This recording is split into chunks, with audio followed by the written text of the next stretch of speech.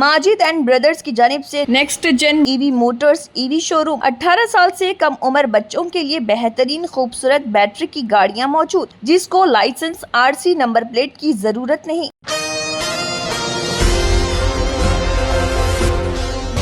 सदर तेलंगाना जागृति व रुकन खानसाज कौंसिल बीआरएस कलवाकुंटला कविता ने हैदराबाद में वाक़ अपनी रिहाइशगाह पर प्रेस कॉन्फ्रेंस से खिताब किया और ऐलान किया कि बीसी रिजर्वेशन बिल पर अमल दरामद के मुतालबे पर 17 जुलाई को रियासत गिर सतह पर बड़े पैमाने पर रेल रोको एहतजाज मुनज़्ज़म किया जाएगा। इस मौके पर उन्होंने बाज़ाब्ता तौर पर एहतजाज से मुताल्लिक़ पोस्टर्स की इजराई अंजाम दी। कविता ने कहा, ये एहतजाज सिर्फ तेलंगाना जागृति की जानिब से ही नहीं बल्कि मुख्तलिफ सियासी जमातों और समाजी तंजीमों के इश्तराक से मुनज़्ज़म किया जा रहा, जिसका मकसद मरकजी हुकूमत पर दबाव डालना है ताकि पसमानदा तबक़ात को 42% तहफ़्फ़ुज़ात पर फौरी अमल दरामद को यकीनी बनाया जा सके। उन्होंने वाज़ेह किया कि बीसी रिजर्वेशन बिल के सिलसिले में बीजेपी को पहल करनी चाहिए और अपने वादों पर कायम रहना चाहिए। इस सिलसिले में कविता ने हाल ही में तेलंगाना बीजेपी के नौमंतखब सदर रामचंद्र राव को एक तफसीली मकतूब भी रवाना किया है, जिसमें मुतालबा किया गया है कि वो बीजेपी सदर की हैसियत से अपने पहले सियासी इक़दाम में पसमानदा तबक़ात के हक़ में मजबूत कदम उठाएं। उन्होंने कहा है कि यही मौका है कि रामचंद्र राव बीसी अवाम के एतमाद को मजबूत करें और इस हसास मसले पर संजीदगी से मरकजी क़यादत को राज़ी करें। कविता ने कांग्रेस क़यादत पर शदीद तनक़ीद की। उन्होंने कहा है कि all India Congress committee AICC के सदर मल्लिकार्जुन खड़गे हैदराबाद का दौरा कर रहे, मगर उनका मकसद सिर्फ मुकामी इदारे जाती इंतखाबात में पसमानदा तबक़ात के वोट हासिल करना है। कविता ने इल्ज़ाम आयद किया कि खड़गे, राहुल गांधी, सोनिया गांधी और प्रियंका गांधी ने कभी भी पसमानदा तबक़ात के हक़ में पार्लियामेंट में आवाज़ नहीं उठाई, ना ही बीसी रिजर्वेशन बिल के हक़ में कोई अमली इक़दामात रोबा अमल में लाए। उन्होंने मल्लिकार्जुन खड़गे से मुतालबा किया कि वो सिर्फ तकारीर तक महदूद ना रहें बल्कि बीजेपी पर दबाव डालकर बीसी रिजर्वेशन पर अमल दरामद को यकीनी बनाएं। कविता ने कहा है कि हम हुकूमत से मुतालबा करते हैं कि ज़ात पात पर मबनी मरदमशुमारी के मुकम्मल और ताज़ा तरीन आदाद व शुमार को आवाम के सामने पेश किया जाए। उन्होंने शिकायत की कि हुकूमत महज पुरानी मालूमात को दोहरा रही, जबकि ज़रूरत इस बात की है कि हर ग्राम पंचायत सतह पर मरदमशुमारी की तफसीलात शाये की जाएँ ताकि पसमानदा तबक़ात की सही नुमाइंदगी और पॉलिसी साजी मुमकिन हो। उन्होंने दो टुक अल्फाज में कहा कि 17 जुलाई को रेल रोको एहतजाज के दौरान हम तेलंगाना से दिल्ली जाने वाली हर ट्रेन को रोकेंगे और ये एहतजाज मुकम्मल पुरअमन मगर भरपूर अंदाज में मुनज़्ज़म किया जाएगा।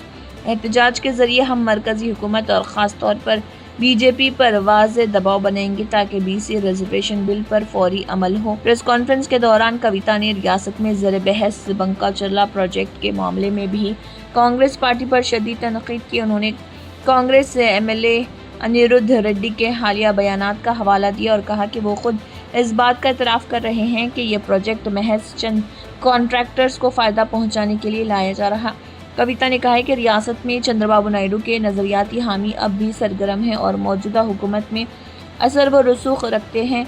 इसलिए वज़ीर आला रेवंत रेड्डी को चाहिए कि वो अवाम के मुफाद में बंका चरला प्रोजेक्ट पर दोबारा गौर करें और ठोस मौक़िफ़ इख्तियार करें। कविता से जब पूछा गया कि आया इस रेल रोको एहतजाज को BRS पार्टी की भी हिमायत हासिल है, तो कविता ने दो टुक अंदाज में कहा कि मैं खुद BRS पार्टी की नुमाइंदा हूँ और यह एहतजाज हमारी पार्टी की मुकम्मल ताईद के साथ मुनज़्ज़म किया जाएगा। Asian TV news bureau report. जय तेलंगाना अंदरिकी नमस्कारम। ఇక్కడ ఉన్నటువంటి వివిధ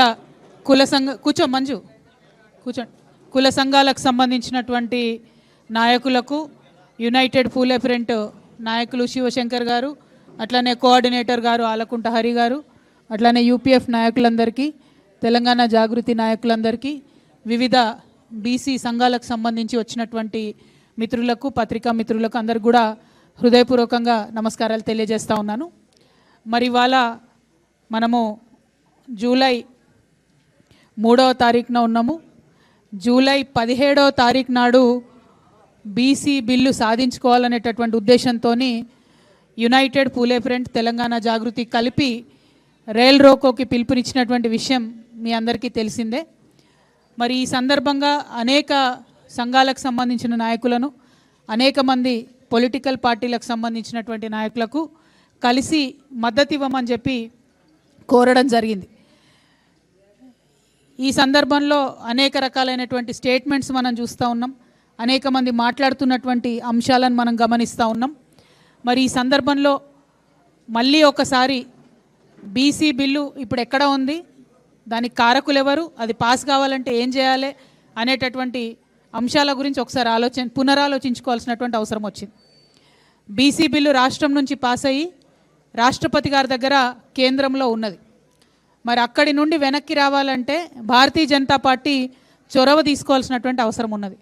కాబట్టి నిన్న భారతీయ జనతా పార్టీ రాష్ట్ర అధ్యక్షులుగా ఎన్నికైనటువంటి గౌరవనీయులు రామచంద్రరావు గారికి మరి తెలంగాణ జాగృతి యునైటెడ్ పూలే ఫ్రంట్ నుంచి నిన్న మేము లెటర్ రాయడం జరిగింది. వారిని రిక్వెస్ట్ చేసినాం, అధ్యక్షుడిగా అయిన తర్వాత ఇది మీరు తొలి విజయంగా తెలంగాణ బీసీ బిడ్డల కోసం సాధించి పెట్టాలి అని చెప్పి రిక్వెస్ట్ చేస్తూ నిన్న భారతీయ జనతా పార్టీ నూతన అధ్యక్షుడిగా ఎన్నికైనటువంటి రామచంద్రసారి పత్రికాముఖంగా కోరుతున్నాం. ఇక రెండవ ప్రధాన పార్టీ కాంగ్రెస్ పార్టీ, రాష్ట్రంలో అధికారంలో ఉన్న పార్టీ, బిల్లు పాస్ అవ్వడమే కాదు, బిల్లు పాస్ చేయడమే కాదు, మేము ప్రధానమంత్రి గారి దగ్గరికి ఒక అఖిలపక్షాన్ని కూడా తీసుకొని పోతామని గౌరవ ముఖ్యమంత్రి గారు బిల్లు పాస్ అవుతున్న సందర్భంలో చెప్పడం జరిగింది. కానీ ఇంతవరకు దాని మీద కనీసం ఒక్క ముందడుగు కూడా పడలేదు. అఖిలపక్షానికి సంబంధించి ఏ పార్టీలకు ముఖ్యమంత్రి గారు లెటర్ రాయలేదు. అఖిలపక్షం తీసుకొని వస్తానని ప్రధానమంత్రి గారికి కూడా వారు లెటర్ రాయలేదు. లెటర్ రాయకపోగా మల్లికార్జున్ ఖర్గే గారు, జాతీయ కాంగ్రెస్ పార్టీ అధ్యక్షులైనటువంటి మల్లికార్జున్ ఖర్గే గారు ఇవాళ హైదరాబాద్కు వస్తూ ఉన్నారు. ఎందుకోసం వస్తున్నారు? కేవలం కాంగ్రెస్ పార్టీ జిల్లా, మండల, గ్రామ స్థాయి కార్యకర్తలతో మాట్లాడడానికి వస్తూ ఉన్నారు. రాబోతున్నటువంటి స్థానిక సంస్థల ఎన్నికలలో వారిని సన్నద్ధం చేయడానికి వస్తూ ఉన్నారు. అంటే మీరు తెలంగాణకు వచ్చి ఇక్కడ ప్రజల ద్వారా స్థానిక సంస్థల ఎన్నికల్లో లబ్ధి పొందుదామని చూస్తున్నారు తప్పితే 42% బీసీలకు రిజర్వేషన్ ఇవ్వకుండా స్థానిక సంస్థలకు పోతామని మాత్రం చెప్తలేరు. మల్లికార్జున్ ఖర్గే గారు నేను డిమాండ్ చేస్తూ ఉన్నా, 42% బీసీలకు రిజర్వేషన్ లేకుండా ఎట్టి పరిస్థితుల్లో స్థానిక సంస్థల ఎన్నికలు నిర్వహించడానికి వీల్లేదు. దానికోసం మీరు ప్రయత్నం చేయండి. మల్లికార్జున్ ఖర్గే గారు స్వయంగా రాజ్యసభలో ఉన్నారు, ఇంతవరకు ఒక్కసారి కూడా వారు రాజ్యసభలో బీసీలకు అనుకూలంగా మాట్లాడలేదు. రాహుల్ గాంధీ గారు లోక్సభలో ఉన్నారు, ప్రియాంక గాంధీ గారు లోక్సభలో ఉన్నారు. వారిద్దరు కూడా ఎప్పుడు బీసీల కోసం, తెలంగాణ బీసీల కోసం అనుకూలంగా మాట్లాడినటువంటి దాఖలాలు ఇంతవరకు కనబడలేదు. పెద్దలు సోనియా గాంధీ గారు కూడా చట్టసభల్లో ఉన్నారు, కానీ వారు కూడా ఇంతవరకు తెలంగాణ బీసీల కోసం మాట్లాడినట్టు అనిపించలేదు. ఇదే సోనియా గాంధీ గారు, ఇదే రాహుల్ గాంధీ గారు, ఇదే ప్రియాంక గాంధీ గారు, ఇదే మల్లికార్జున్ ఖర్గే గారు మన చేవెళ్ళకు వచ్చి ఎస్సీ ఎస్టీ డిక్లరేషన్ ఇచ్చిండ్రు, కామారెడ్డికి వచ్చి బీసీ డిక్లరేషన్ చేసిండ్రు, సిద్ధిరామయ్య గారిని తీసుకొచ్చి అనేకమైన డిక్లరేషన్లు చేసి సంతకాలు పెట్టి వాగ్దానాలు చేసి ఇవాళ అధికారంలోకి వచ్చిండ్రు. కాబట్టి मल्लिकार्जुन खड़गे गारी मा हक्कु 18 साल से कम उम्र लड़के और लड़कियों के लिए अजीम पेशकश। हैदराबाद दक्कन में एक नुमाया नाम माजिद एंड ब्रदर्स की जानिब से next gen EV motors EV showroom जो बहादुरपुरा चौराहा किशनबाग रोड हैदराबाद में वाक़, जहां पर आपकी ख्वाहिश के मुताबिक 18 साल से कम उम्र बच्चों के लिए बेहतरीन खूबसूरत बैटरी की गाड़ियां मौजूद, जिसको लाइसेंस आरसी नंबर प्लेट की जरूरत नहीं।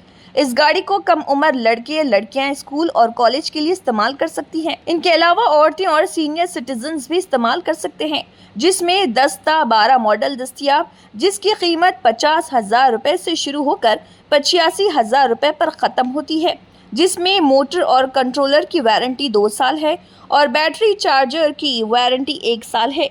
ये तमाम मॉडल हिंदुस्तान की मशहूर कंपनी जेलियो ई मोबिलिटी लिमिटेड कंपनी के हैं। मजीद तफसीलात के लिए 9246109197 और 9246209197 पर रब्त करें।